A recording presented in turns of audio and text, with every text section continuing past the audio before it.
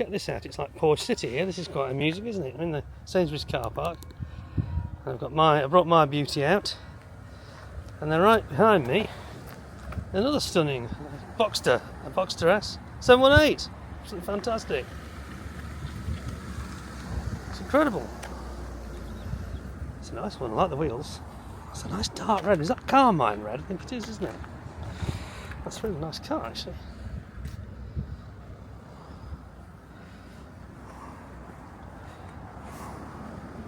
That is a very nice machine, isn't it? Very, very nice. So it's like a, you see mine in the background, it's like a full-on Porsche car park. Wow, how about that? Very nice indeed. I love that red, very dark. Like a cherry red almost. Anyway, I'm going to go around now and I'm going to get in my own car and we are going to blast off. Go. In we get.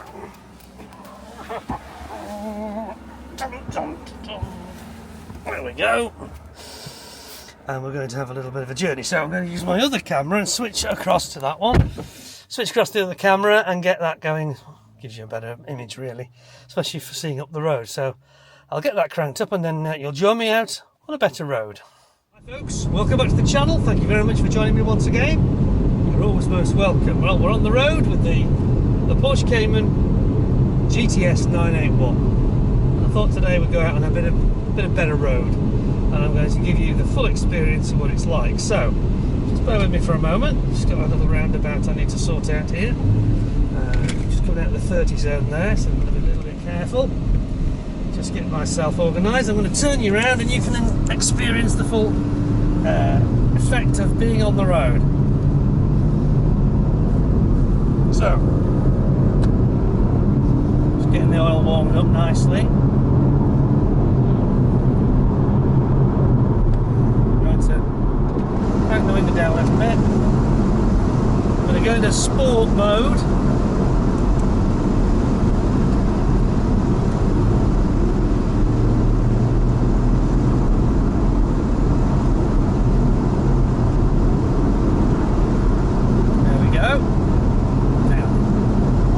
Set for a little bit of a spin, give you a proper feel what it's like really.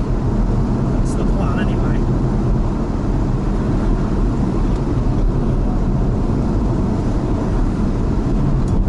Oops.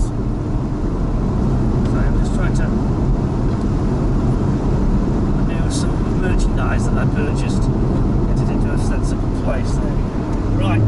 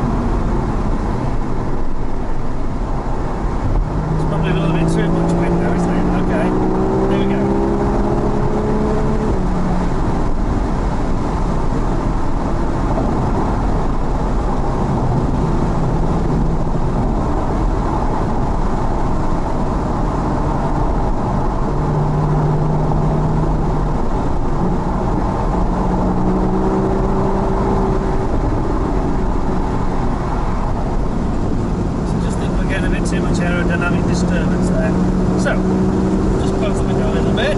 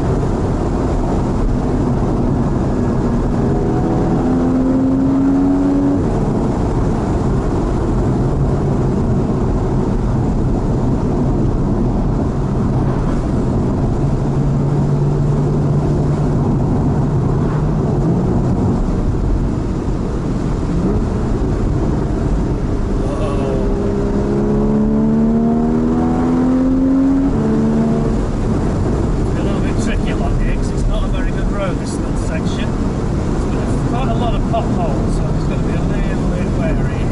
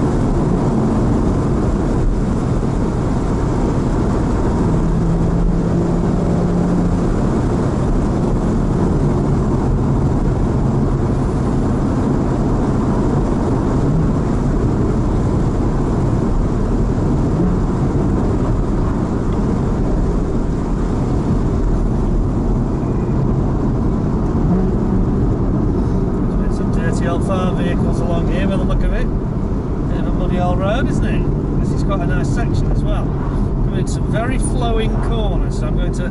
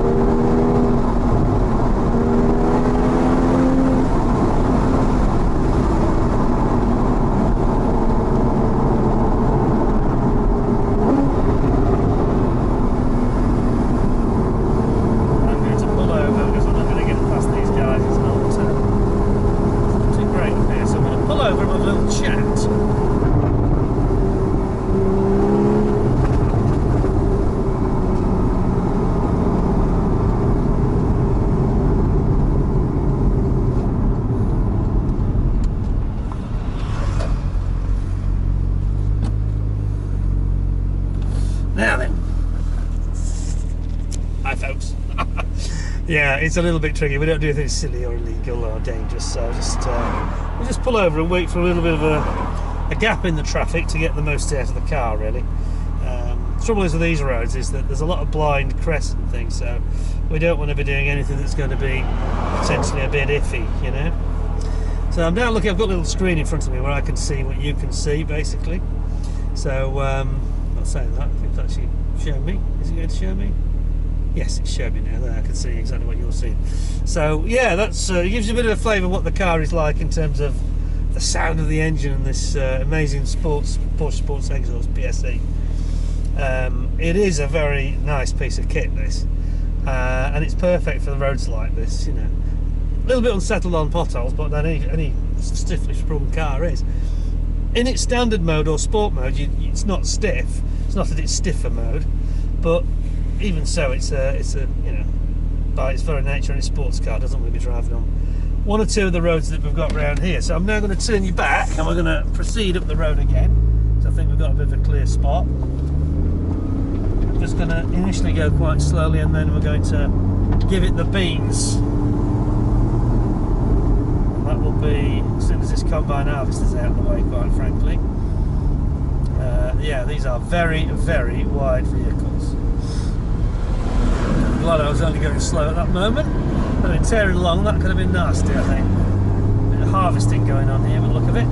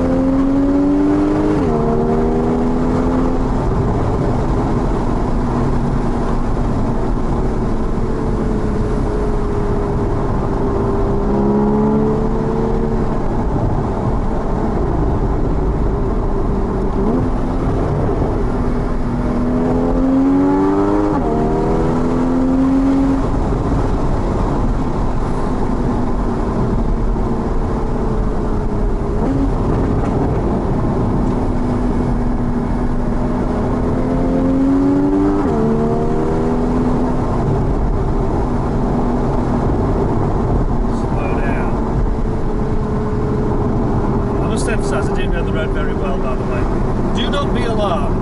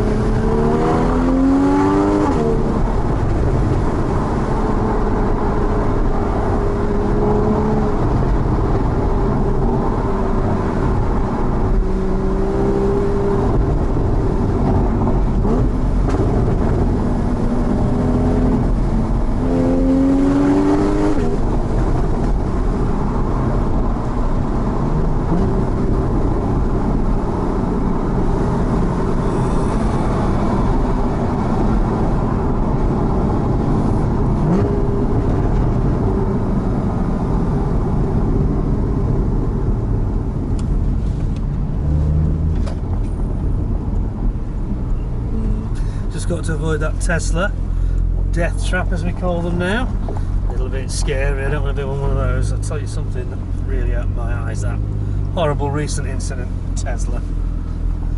Really not nice, was it? Terrible story. So, going to create a little bit of space for ourselves now by driving like a nun for a few minutes, or a minute.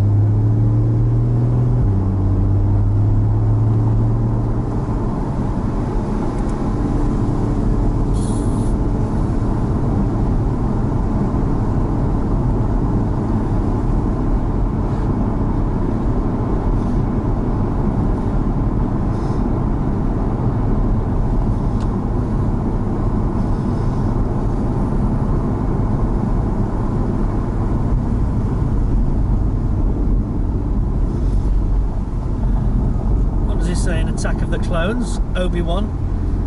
Alright, R4, I think we've waited long enough.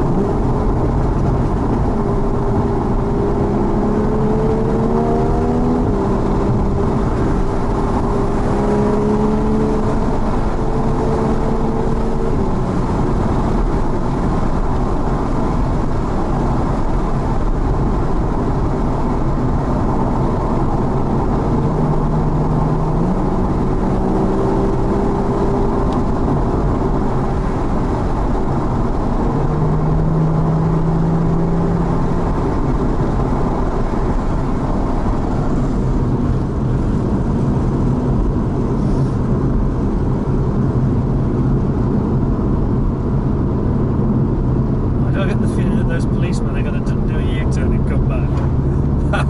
Those policemen have a habit of hanging around this area between that pub and the Bewilderwood Children's Park, which is just up ahead. Seen them before.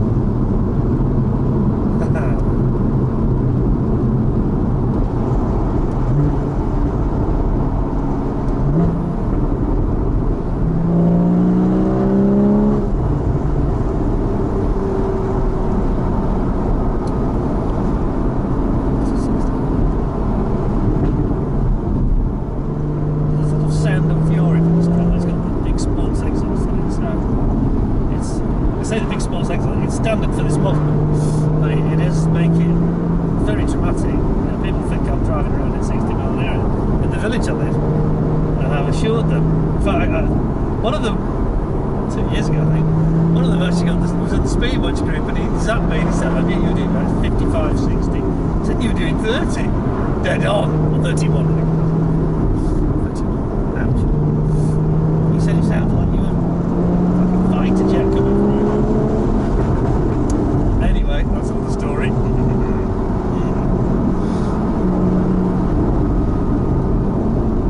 So,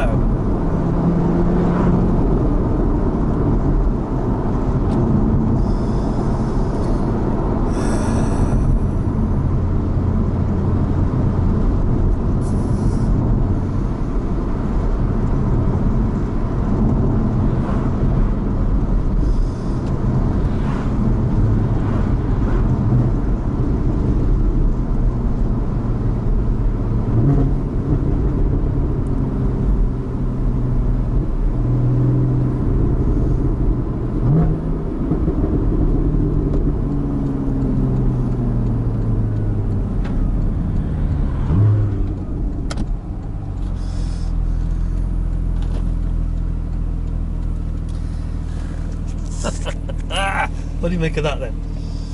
Well, there you go. You get a bit of a flavour of what it's like, don't you? It's a very dramatic, and it really does seem. It probably looks like to you like the camera's wide angle, so that does it dampens down the impression of speed. Because people have seen. I've got friends who've seen my footage, and they say, "Oh yeah, it's fairly quick." And then when they're in the car, they're like, "Oh my god!" Because the camera, because it's wide angle, it makes everything look a bit slower. If you've ever filmed with one of these modern cameras, they are quite wide angle. Doesn't give you the impression of speed. And yet, that said, this car looks like it's doing 100 mile an hour and it's doing 60.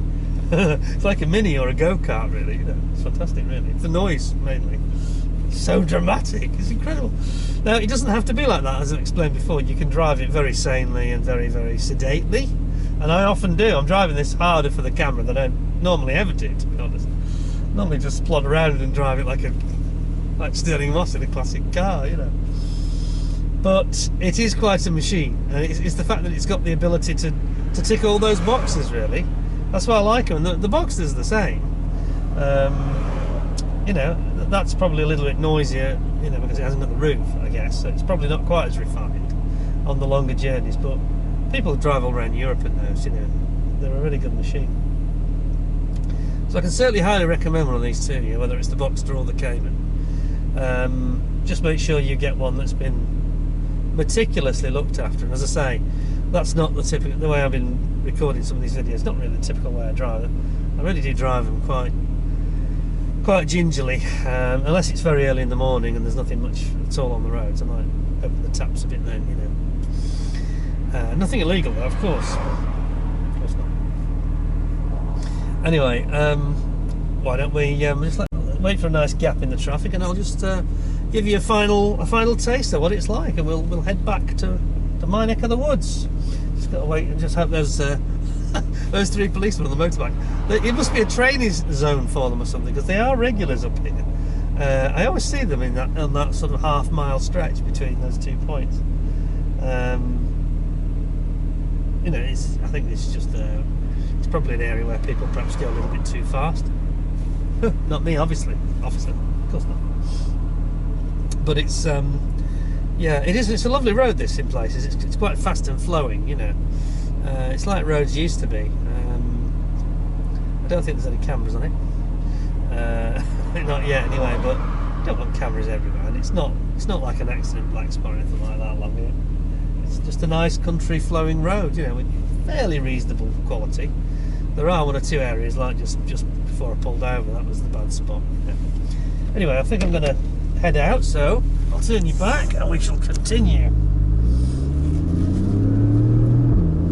I'll just be a bit rough this bit, so I'm going to drive very sedately over this. I'm going to shut down the windows, just quiet things down and have a little plod. We were doing 18 miles an hour, would you believe? Oh, there's no traffic behind.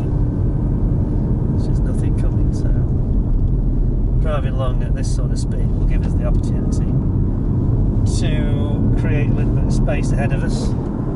This could be a little bit more fun.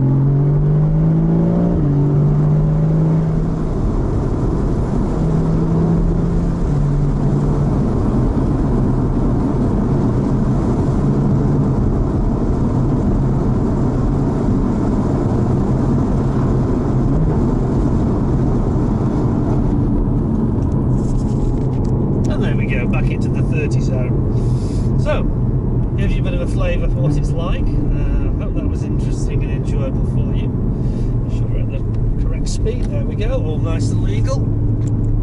Correct for the limit. It's a lovely car. You know. It does drink the fuel a bit when you push it. I mean, I've just used, I don't know, 2 gallons of fuel just while I'm filming this short film, really. So I started about half an hour.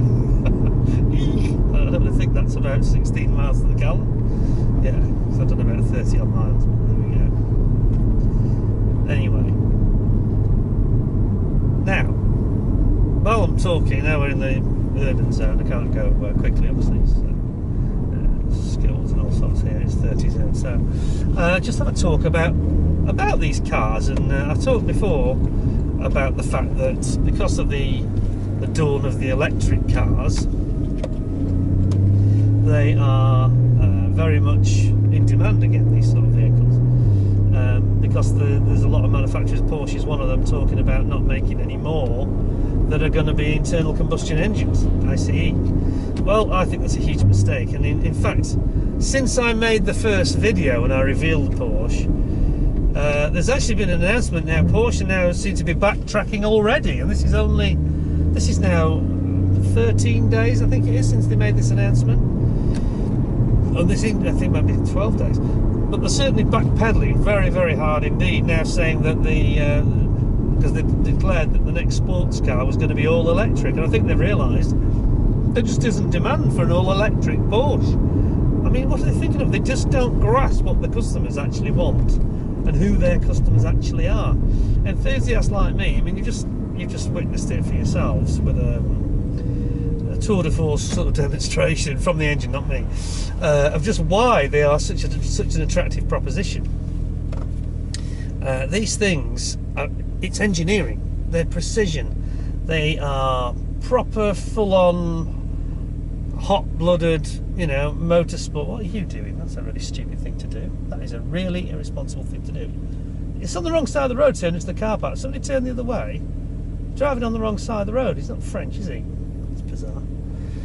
But there's the motorsport heritage with Porsche. You know, nobody wants an electric Porsche. How would that be different from a Chinese product? It wouldn't be, would it? They don't seem to grasp this. It's like they've got the kids in control of the business. It's like millennials or even Generation Z. I'm not trying to knock people's age or anything to do with that, but we have got this lack of understanding and obsession with technology. That technology is good. It isn't all good, I'll tell you that now. Recent story we had with the Tesla situation, where we had basically a family with a father and two children, I think it was a boy and a girl, died horribly in a Tesla because it burst into flames after crashing, and then they couldn't undo the door handles from the outside. The emergency services couldn't get in. So that was really, really horrible, and a complete example of technologicalising, electrifying something that didn't need to be, you know, reinvention of a product that worked. Yeah, reinventing the wheel, quite literally, a perfect example of it. Something that was unnecessary. Mirrors on cars, they don't need reinventing. We don't need to have cameras that have circuits and sensors and loads of things that are going to go wrong, caused by water, age, freezing conditions, hot conditions, all this. You don't need that. It's just a piece of glass, a silverized piece, a metallized piece of glass. You can see behind you perfectly. We don't need to technologicalise and have a technological solution where none is required. I find it very frustrating. I'm sure lots of other people are the same. We've had that with some of our door handles, mirrors. What's the other thing that they put on cars now? Lane assist. You know, if you're not capable of seeing that you're in the wrong lane, you shouldn't be driving. It's as simple as that. We don't need people who are basically almost literally idiots that do not have the mental capacity to drive a car. We don't need to have them on the road. And this is nothing to do with people with any kind of disability. I'm not talking about that. What I'm saying is, to drive a deadly vehicle like this, you must have a competence. You must have a skill level. That's why we have the driving test. We don't want self-driving cars. We don't want cars with ADAS and the level of assistance that we've got. It has become absurd, the levels that they are automating them to now. It's just become absolutely crazy. Just leaving the 30s out, by the way. But the whole thing has become a joke, really. And this is the thing that's making cars hyper expensive. They are hyper complex, and they are becoming less and less reliable. Cars like this, I don't mean it doesn't have to be a Porsche, but I mean, take my Honda, you know, from about the same era, 2015. It is, well, we've had a reliability issue on that was rather strange one, but that was another example of them, advanced technology when it wasn't really needed on the dampers. Adaptive dampers with 3 settings. I can't tell the difference in that car between the 3 settings. I can in this, because I think it's properly engineered, that's why. But in the Honda, no, can't really tell that. Can't honestly tell you that you can sense much difference between the sports, the comfort, or the standard. Just crazy. And that, look at the problems that cost me. It cost us, well, best part of £2,000 to get that fixed. It's madness, and it's not necessary. You don't need any of this stuff in cars. Cars were at their peak around about 2015, certainly between 2010 and 2018, 19. Once we got to 2020, all this ADAS stuff came in. All this computerization, emissions nonsense, completely everything, so over the top and unnecessary. And it just, a lot of it doesn't work. It's not reliable, it's costing you tons of money, and it's reinventing something that worked perfectly before when we had a simple solution. And this is the reason that cars are so heavy now. Cars are just getting heavier and heavier because they're adding more and more stuff, and in the case of the electric ones, the result of that is you need more and more battery. Every time you put another motor or a camera, you know, sensors, diodes, more wiring. For a mirror, you don't need that for a mirror. Mirrors work fine with a piece of glass that's metallized. You can see everything, especially if it's one of these ones that's convex. You can see everything you need to. You don't need it to be electronic. It's electronic. It's almost like the electronics industry are pushing for this. And people are suckers for it. They just don't realise they're being had. You know, it's really. It's naivety, really, and we've got a generation now that don't even have wisdom enough to recognise they're being naive and they're being taken advantage of, and people are making lots of profit out of it. And then we've got cars that are, well, we know this with the case of the Porsche Taycan. We take the electric version of Porsche's range. If you have one of those for 3 years, it devalues by something like 75%, and the reason it's devaluing like that is because the battery's not lasting, and the battery can go after 4 or 5 years, sometimes less. And the battery replacement on a Porsche Taycan is about £43,000. You can buy yourself a Cayman or a Boxster for the price of a battery for a Taycan. Now, why would anybody want to buy one of them? Yeah, a car with limited range, a car that costs £150,000. and is worth about 40 in 3 years. It's madness, isn't it? And I'm not just picking on Porsche, it's the same everywhere. I mean, some of these Japanese and Korean vehicles are worth next to nothing after 3-4 years. It's just like scrap value. How is that green or environmentally friendly? I'll tell you now, the solution to the environmental problem, the long-term solution, there's a long-term solution, there's a short-term solution. Short-term solution is we've got a vehicle in front, that's why I'm driving, we're insane. Short-term solution is eco-fuels, where there's next to no or a hugely reduced fossil fuel element in the fuel, and therefore very little CO2, massive reduction in hydrocarbons. This is the short-term solution. That means not having to, it's amazing, isn't it? We kid ourselves that we can fix the world's problems and it's environmentally friendly for the world, to be building millions of new cars. How can that be environmentally friendly? What we need to do is find a way, like with eco-fuel, where we basically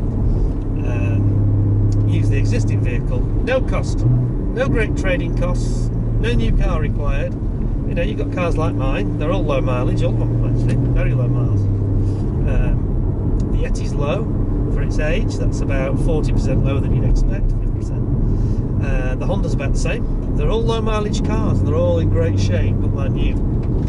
Those are the sort of cars that you want because they are much cheaper to run, they're cheaper to service, and they're reliable, and you know, the technology is easy to fix relatively. I mean, there are obviously with ECUs and things, there's still one or two, and my dampers on Honda, still things that can go wrong. But overall, that is the solution in the short term. The long-term solution, there is only one long-term solution, and I just don't understand why governments and politicians are not getting on board with it.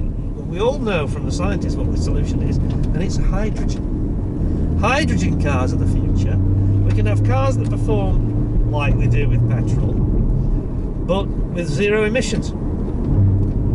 A true net zero, which is not what we're getting when we're having to mine these rare minerals in places like China and Ukraine before the war for these electric batteries, which are incredibly dangerous materials. They're dangerous to mine, they're dangerous to dispose of, and we've got cars that are obsolete in 5-6 years.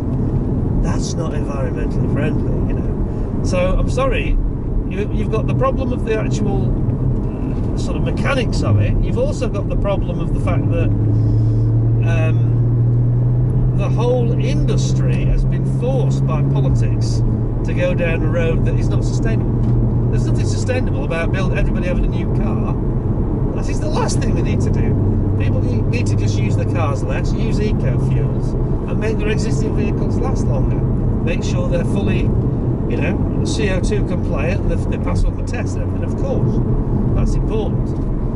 But this foolhardy mirage, this this myth about green energy coming from electric cars. Where do you think the electricity actually comes from? A lot of it comes from fossil fuel power stations.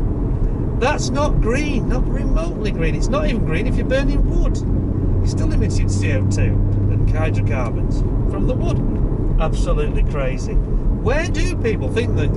People are so dumb. It frustrates me sometimes. The electricity doesn't come from the sky out of thin air. It has to be generated. Hydrogen does come from the sky. Yeah? Hydrogen is everywhere on the planet, and it's completely sustainable, and that's why I say that is the future. And the sooner that people understand that they are mugs, quite frankly, they've been suckered into this. There's no reason why we can't have cars like this now and in the future. Now we can move to sustainable fuel. It's expensive. Yeah, it's not a solution tomorrow, but in the next 10 to 20 years, that's the short-term solution. Beyond there, it's hydrogen. Fact. Prove me wrong. Prove me wrong. And all we have to do is get on board and take on board the fact that that is the only solution to saving the planet and still having our cars, enjoying them, just like I've done today. Anyway, there's my 4penneth on the whole eco debate. Electric cars are the biggest. I'm talking about pure EV. I've got no beef with electric and hybrid. Hybrid makes perfect sense because you get the best of both worlds. You don't have the practical problems.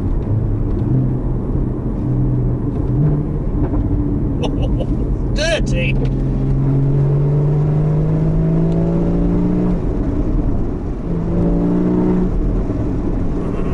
don't have the problem with the hybrids because obviously you've got a motor, electric motor, and a sort of petrol motor as well. And you use the petrol motor as little as possible, fair enough, but the two sustain each other. Pure EV is completely non-green. Absolutely, the whole thing is a fallacy. It's a complete myth. And the sooner people understand that, the better for the planet. Anyway, I've had my say, we've had a drive, I've shown you what this can do, and I hope you thought it was interesting and quite enjoyable to watch. Hope it didn't give you any scary moments or nightmares or anything. I did overtake the Tesla as well, which I thought was very symbolic. I hope you enjoyed that earlier. Anyway, thank you for watching. Until next time, thanks a lot. Look after yourselves. Take care. Until next time, thanks a lot. Bye for now.